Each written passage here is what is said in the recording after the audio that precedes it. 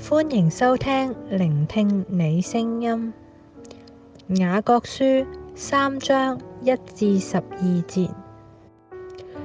我的弟兄們，不要多人作師傅，因為曉得我們要受更重的判斷。原來我們在許多事上都有過失。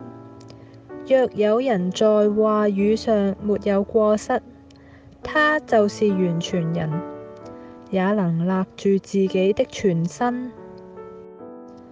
我們若把嚼環放在馬嘴裏，叫他順服，就能調動他的全身。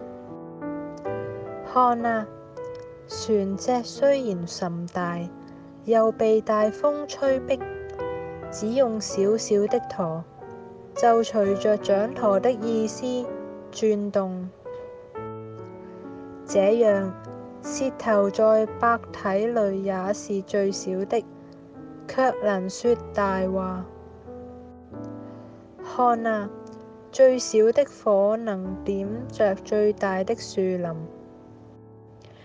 舌頭就是火，在我們百體中，舌頭是個罪惡的世界，能污穢全身，也能把生命的輪子點起來，並且是從地獄裏點着的。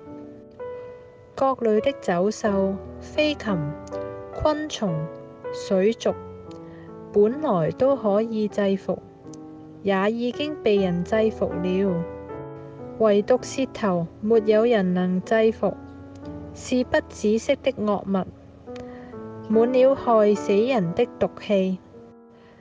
我們用舌頭頌讚那位主，為父的，又用舌頭咒詛那照着神形象被造的人。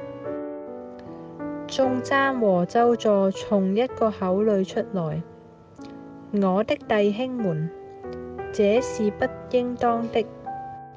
泉源從一個眼裏能發出甜苦兩樣的水嗎？我的弟兄們，無花果樹能生橄欖嗎？葡萄樹能結無花果嗎？鹹水裏也不能發出甜水來。雅各書3章1至12節。